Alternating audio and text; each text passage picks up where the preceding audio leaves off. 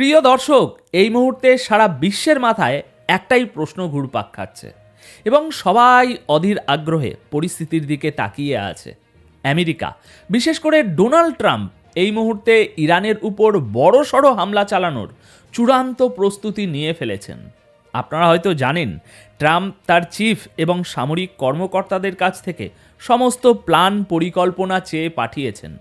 প্রস্তুতি ঠিক কতটা, কিভাবে ইরানে অ্যাটাক হবে, কতবার আক্রমণ করা হবে, যদি যুদ্ধ বেঁধে যায় তবে আমেরিকান বেসগুলোকে কিভাবে রক্ষা করা হবে, ইরানের ডিফেন্স সিস্টেম বা প্রতিরক্ষা ব্যবস্থাকে কিভাবে পুরোপুরি অকেজো করে দেয়া হবে, এবং সবচেয়ে বড় লক্ষ্য, ইরানের বর্তমান সরকারকে কিভাবে গদি থেকে নামানো হবে, রিজিম চেঞ্জ করা হবে।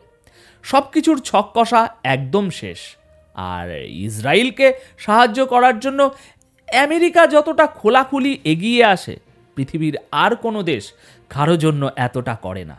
তাই এখন এখানে সবচেয়ে বড় প্রশ্ন যেটা উঠে আসছে, ডোনাল্ড ট্রাম্প এত খোলাখুলিভাবে ইরানের সরকার পরিবর্তনের হুমকি দিচ্ছেন, এটা করবেন ওটা করবেন বলে হুঙ্কার দিচ্ছেন, কিন্তু এই পুরো খেলার মধ্যে চীন এবং রাশিয়া, যারা ইরানের সবচেয়ে বড় বন্ধু বা মিত্র, তাদের অবস্থানটা ঠিক কোথায়? তারা কেন চুপ? তাদের এই নীরবতার কারণ কি? এটাই এখন সবথেকে বড় প্রশ্ন। দেখুন, সবার আগে একটা বিষয় খুব ভালো করে মাথায় গেঁথে নিন। আমেরিকা যখন একদিকে হুমকি দিচ্ছে, ঠিক সেই সময়েই কিন্তু চীন এবং রাশিয়া ইরানের সাথে মিলে সমুদ্রে জোর কদমে যুদ্ধ মহড়া চালাচ্ছে। ইরানে বর্তমানে বিক্ষোভ চলছে, ভেতরে গণ্ডগোল হচ্ছে, তাই হয়তো সাধারণ মানুষের নজর এই মহড়ার দিকে যাচ্ছে না।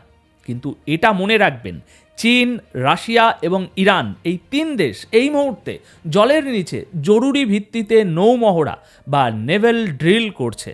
তাদের নৌবাহিনী এখন যুদ্ধ খেলা করছে, যুদ্ধের প্র্যাকটিসে ব্যস্ত। আর এই প্রস্তুতি কেন জানেন?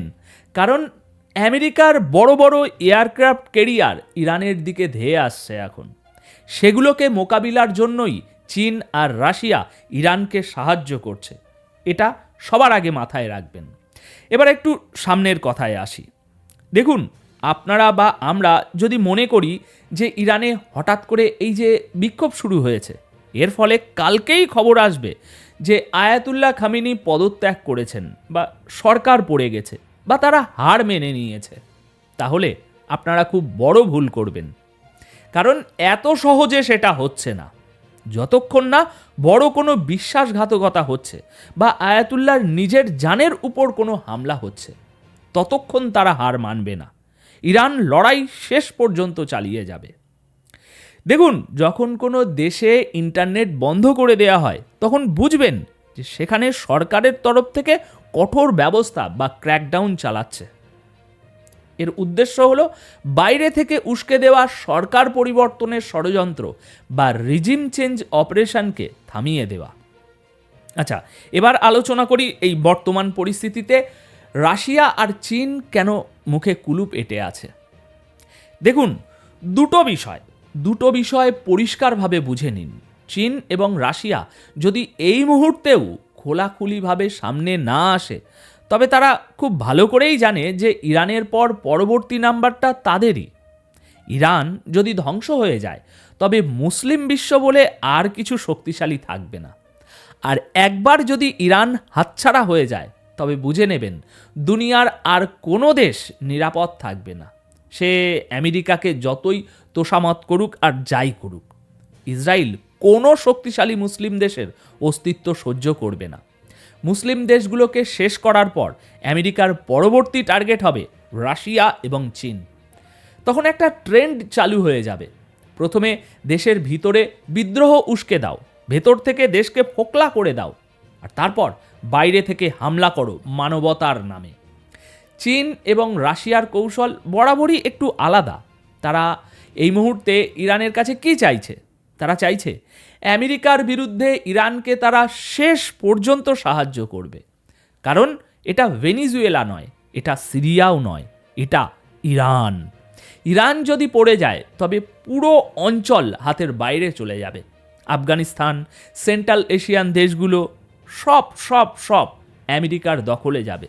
চীন আর রাশিয়া তখন আর বাঁচাতে পারবে না। চীন আর রাশিয়া আসলে চাইছে আমেরিকা বা ইসরায়েল যখন প্রথম আঘাতটা করবে তখনই তারা খোলাখুলি সাহায্যের জন্য এগিয়ে আসবে। আর যদি যুদ্ধ বড় আকার ধারণ করে তবেই তারা সরাসরি ময়দানে নামবে। তাদের বর্তমান স্ট্র্যাটেজি হলো ব্যাকগ্রাউন্ড বা ওই পর্দার আড়ালে থেকে কাজ করা। তারা চাইছে ইরান আগে নিজের দেশের ভিতরের এই যে বিক্ষোভ সেটাকে থামাক। যদি ইরান এই বিক্ষোভ থামাতে সফল হয় এবং তারপর আমেরিকা হামলা করে তখন চীন রাশিয়া তাদের বাঁচাতে আসবে। দর্শক, আপনারা দেখেছেন এর আগেও যখন ইরানের পুরো সিস্টেম অকেজো হয়ে গিয়েছিল সেই 12 দিনের যুদ্ধে, তখন চীন আর রাশিয়া কিন্তু এসে তাদের সেই সিস্টেম ঠিক করে দিয়েছিল এইরকমই পর্দার আড়ালে থেকে। ইসরায়েলের সেটা মোটেও পছন্দ হয়নি। অর্থাৎ তারা সবসময়ই বলে আমরা যা করি গোপনে করি, ঢাকঢোল পিটিয়ে করি না। কিন্তু দর্শক, সমস্যা হলো আমেরিকা যেভাবে তার বাচ্চার মতো ইসরায়েলকে আগলে রাখে, যেভাবে ট্রাম্প ইসরায়েলের হয়ে ইরানকে হুমকি দেয়, রাশিয়া বা চীন কিন্তু ইরানের জন্য সেভাবে একেবারে বুক চিতিয়ে দাঁড়ায় না।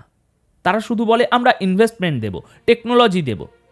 কিন্তু এখন সময় পাল্টেছে। বিশ্ব এখন দাবি করছে যে চীন আর রাশিয়াকে তাদের এই লুকিয়ে সাহায্য করার নীতি এবার বদলাতে হবে। কারণ ট্রাম্প এখন মানসিকভাবে পুরোপুরি যুদ্ধের জন্য প্রস্তুত। তিনি কারো কথা শোনার মুডে নেই। তিনি বরং চাইছেন রাশিয়া আর চীন যেন সামনে আসে, যাতে তিনি বিশ্বযুদ্ধ শুরু করতে পারেন। আর চীন রাশিয়া সেটা বুঝেই সরাসরি যুদ্ধ এড়াতে চাইছে। কিন্তু ইরানি জনগণের মধ্যে এই নিয়ে একটা ক্ষোভ আছে যে আমেরিকা তাদের মিত্রের জন্য জান দিয়ে দেয়, কিন্তু আমাদের মিত্ররা শুধু ব্যবসার কথা ভাবে। তবে এখানে একটা কথা পরিষ্কার, যদি সত্যি আমেরিকা আর ইরানের মধ্যে যুদ্ধ বেঁধে যায় তবে চীন আর রাশিয়াকে পুরোপুরি নাক গলাতেই হবে। কারণ এটাই ফাইনাল ফাইট বা শেষ লড়াই। হয় তারা থাকবে, না হয় আমেরিকা থাকবে, তৃতীয় এখানে কোনো পথ নেই। এখানে সবচেয়ে ভয়ের বিষয় হলো চীন আর রাশিয়া তাদের মিত্রদের বিশ্বাস হারাচ্ছে। যদি ইরানের কিছু হয়ে যায় তবে চীন আর রাশিয়া বিশ্বে একেবারে কোণঠাসা হয়ে পড়বে। ব্রিক্স জোট ভেঙে টুকরো টুকরো হয়ে যাবে। ভারত বা অন্য কোনো দেশ আর তাদের সাথে থাকবে না, বিশ্বাস করবে না। সবাই ভাববে আমেরিকা চাইলে আমাদের দেশেও সরকার ফেলে দিতে পারে। চীন রাশিয়া তো তখন বাঁচাতে আসবে না, যেমনটা বাশার আল আসাদের ক্ষেত্রে বা ভেনিজুয়েলার মাদুরোর ক্ষেত্রে দেখা গেছে। চীন রাশিয়া কিন্তু শেষ পর্যন্ত তাদের বাঁচাতে পারেনি। তাই এখন চীন আর রাশিয়ার জন্য এটা একটা বড় পরীক্ষা। তাদের সেই পুরনো নীরবতা এবার ভাঙতে হবে। আমেরিকাকে পাল্টা হুমকি দিতে হবে। মোসাদ এবং সিআইএ খোলাখুলি বলছে তাদের লোক ইরানে আছে। ট্রাম্প খোলাখুলি সরকার ফেলার কথা বলছেন। সবকিছু এখন ওপেন। তাই চীন রাশিয়াকে আর পর্দার আড়ালে থাকলে চলবে না।